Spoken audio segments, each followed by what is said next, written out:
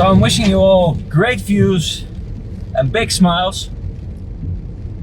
I thought at the beginning of the new year would be a nice idea to give you 5 tips on how to get the most out of your flying year. And as you can see, it's a bit of a change of scenery. Driving to an appointment at the moment, and I thought, well, why not let's just bring the camera and you guys along, do my story on the way. For those of you thinking that this will be an unsafe way to do this, it actually is not, because I have my autopilot turned on for most of the route. And this autopilot is a great way to keep my focus in the game, because it's completely bonkers. It just zigzags from left to right over the lane. It is unable to make proper turns. Sometimes it just has to go straight. So that's actually a great way for me to stay focused on driving. And as you may have noticed by now, the audio quality will not be as great as it is in my normal videos because I'm unable to mount my studio mic. So sorry for that. I'll do my best to clean up the audio as much as I can. Let's dive into it.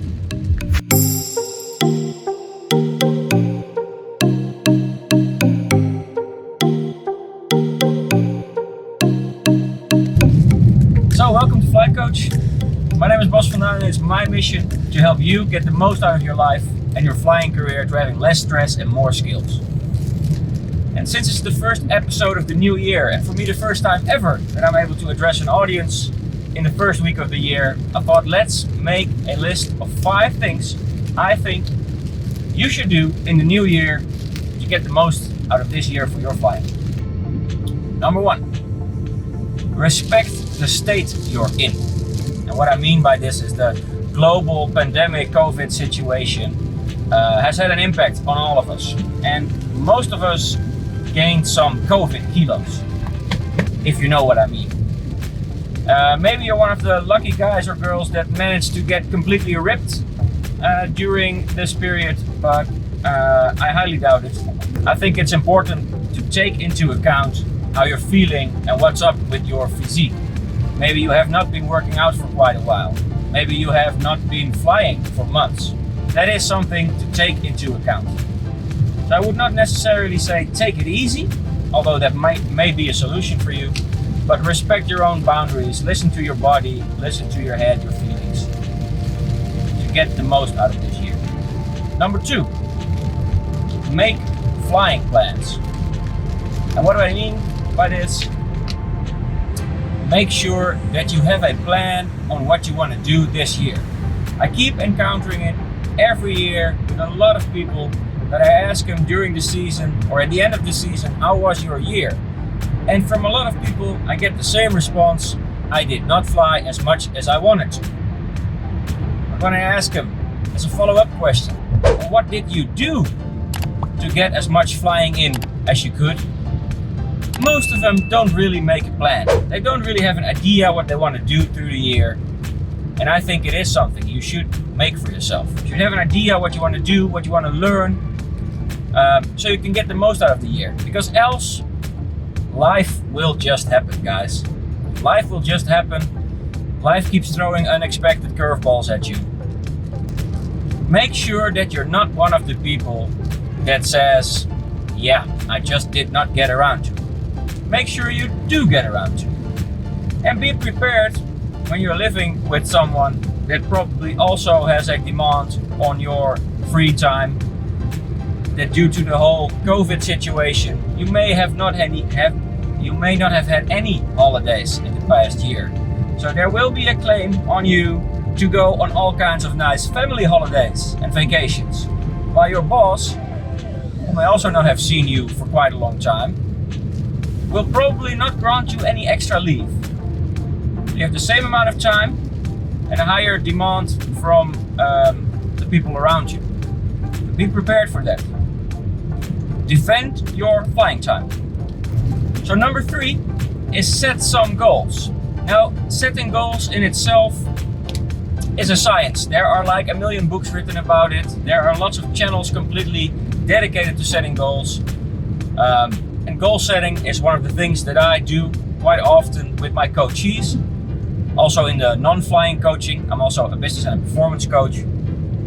Goal setting, yeah, that's a huge thing, but it all comes down to one very simple item, if you ask me. And that is make realistic goals for yourself.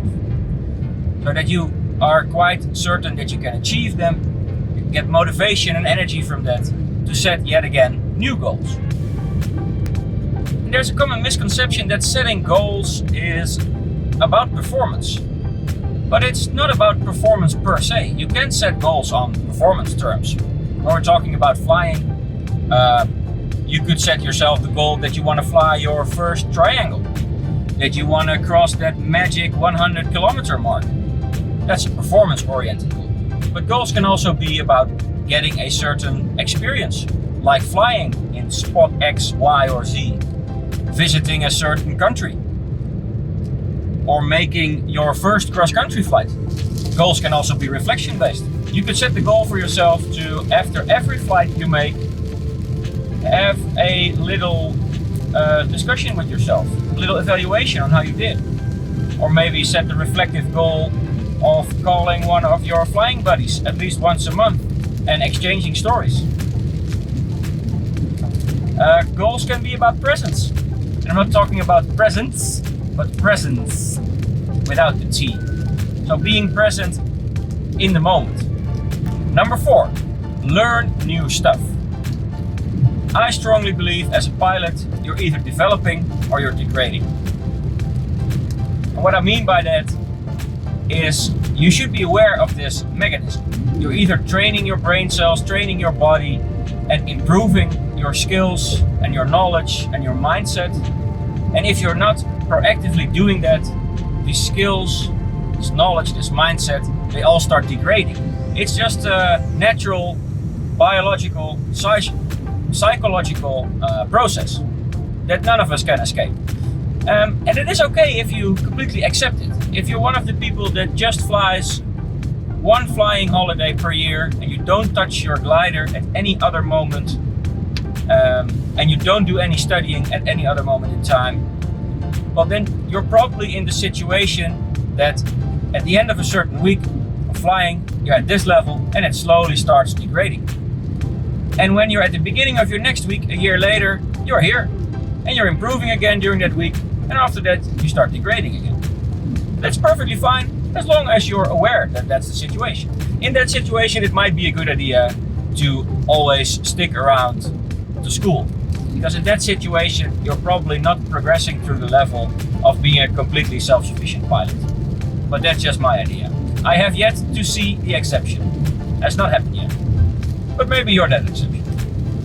Anyhow, to keep learning, to keep developing, I highly recommend that you keep reading. And why books? Well, because it's a very easy way to digest knowledge, to get new stuff in your brain, and to get your brain going even after you've put away the book again, while you are not flying.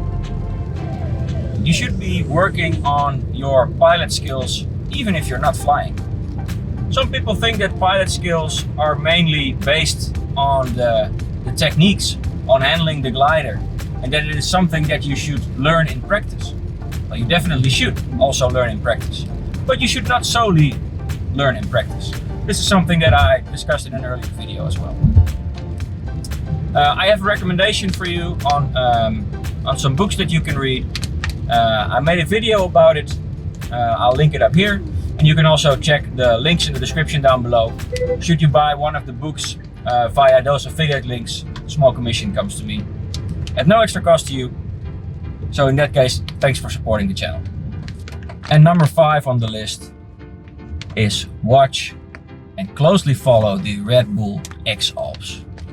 So for those of you that don't know what the Red Bull X-Alps are or is, well, you're in for a treat. It's an absolutely fantastic paragliding challenge that's held every 2 years.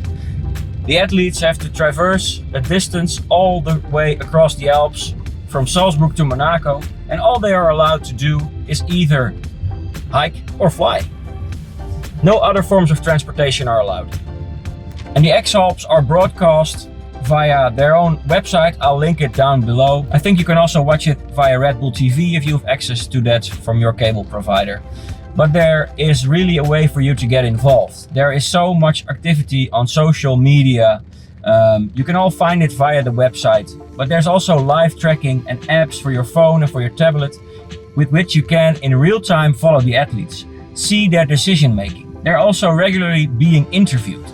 So it does not matter what level of pilot you are, whether you're a complete crack at flying cross country and flying way over 100 kilometers is easy for you, or you've just gotten into the sport of paragliding, maybe you have not even made your first solo flight.